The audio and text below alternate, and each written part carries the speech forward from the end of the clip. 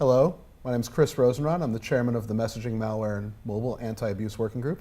Today it is my honor to welcome Jayne Hitchcock, the 2015 Mary Latinsky Award recipient for her work with working to halt online abuse. For the last 20 years, Jayne has been a leading authority on cyberstalking, cyberbullying, how to deal with these terrible issues. Welcome, Jayne. Thank you for having me. So, based on your experience, what are some tips and advice that you can give to people who are experiencing these problems? Well, the first thing they need to do is respond to the person that is stalking, harassing, or bullying them with a very simple, stop contacting me. And then basically sit on their hands and keep anything that might come in that can be used as evidence. And they have to make sure that they complain to the right people first, the internet service provider, the media website, the app owner, developer, make sure that they've tried to take care of it themselves. And then if they are still experiencing problems and not getting any relief, they can come to my organization for free help.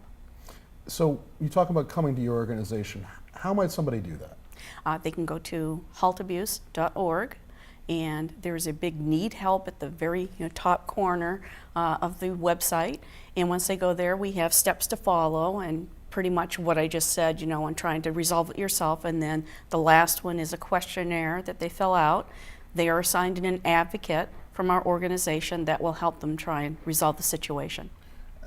It sounds like a rather labor-intensive process on your side. Is there any fee or costs associated with doing this? None whatsoever. We do it for free. We're all volunteer. I'm a volunteer as well, but all the advocates are trained by me. Okay. So that they work on sample cases with me, and then for the first 4 or 5 cases that they get that are real ones, they work with me on it until I feel that they're comfortable enough to start working on their own, and then they get cases as they come in. And about how many cases is your organization working on at any given time? It depends. We get some weeks where there's very little, and then some weeks we get a lot, so it averages out to about 75 a week. 75 cases a week? Yeah. New cases a week? Yeah. Wow.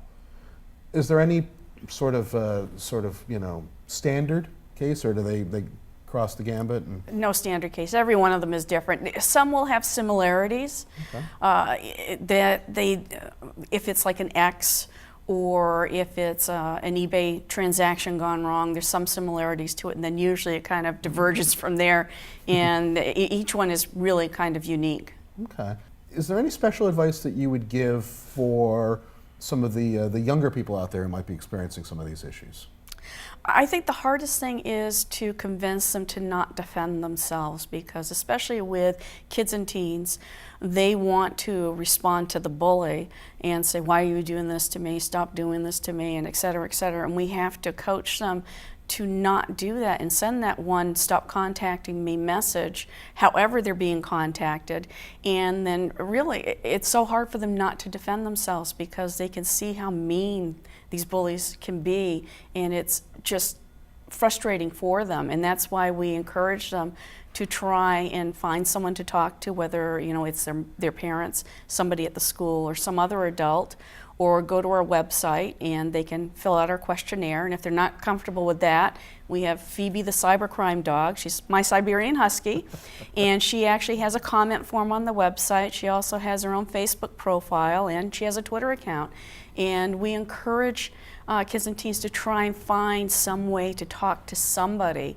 And we offer a bunch of resources on our website, because with all the kids and teens that have killed themselves in the past few years, and you're seeing it go up more and more, I don't want that to happen. I want them to know that there is somebody that can help them. And so obviously, we want to encourage them to talk to, as you said, your parents, teachers. For the parents and teachers who then might receive that horrifying message from their child or teen, where can they go to get the resources they need to deal with the issue? I would say they could go online. If they discover our website, that's great. We do have good resources, but if they just type in cyberbullying into a search engine, they will find a lot of people and websites out there that can help them.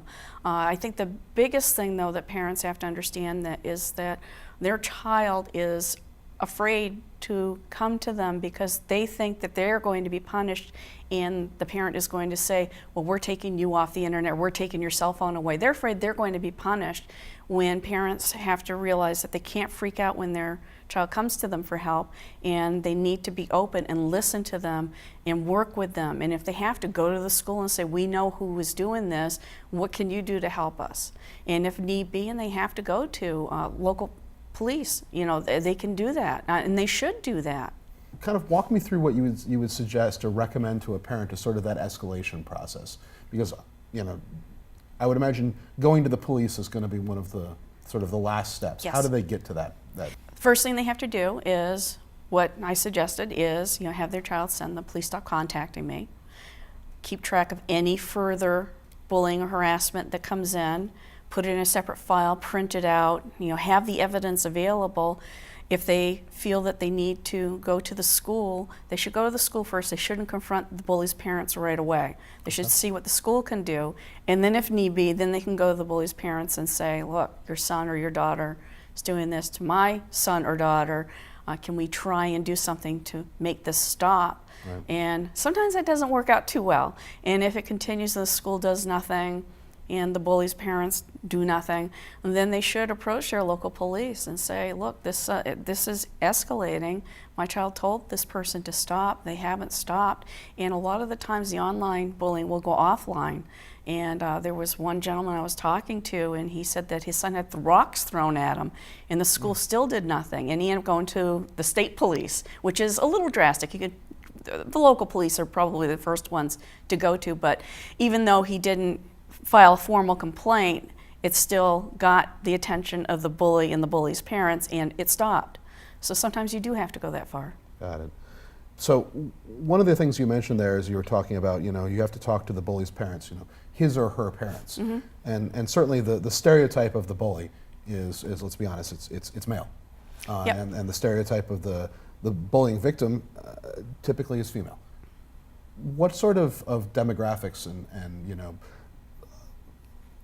spread of victims and attackers have you seen in your work?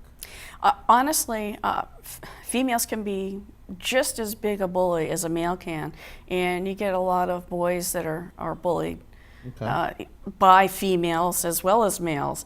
There's really no statistic out there that shows a breakdown of this, and this is something that I'm contemplating doing when I go to another school, is actually handing out a survey to the students and trying to get an idea of what it is like now. We did one of those about 5 years ago, so it's time to do one again. And that was something that somebody had mentioned to me, was there are no good cyberbullying statistics out there, so it's time for me to step up and try and do something.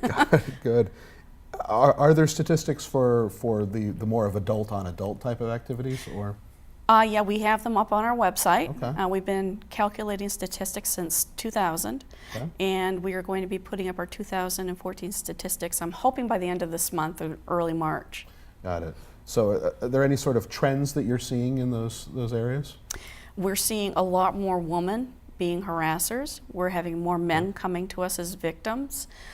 Females are still the majority of the victims, but we're seeing the gap decreasing, and which is good, I guess, in a way, because men feel more comfortable coming to an organization like ours for help, whereas in the past they probably wouldn't. Are there any other comments or observations that you want to make about the things that you've seen and dealt with in your almost 20 years of working in this space? Boy, every time I get a case that comes in, any of the cases that do come in, I get a chance to look at before they're assigned to an advocate. Okay. And just when I think I've seen it all, something will come in, I'll be like, how did they come up with this to do that to somebody else? And it just boggles my mind sometimes, that, the time and the effort that goes into cyberstalking or cyberbullying someone, when that could be put into something more positive. And I don't know, honestly, why some people do this. So Jayne, on behalf of MAAWG, I want to thank you very much for all your hard work and all the effort that you've taken to make the internet a safer place. Thank you so much. My pleasure. Thank you. Thank you. Thank you.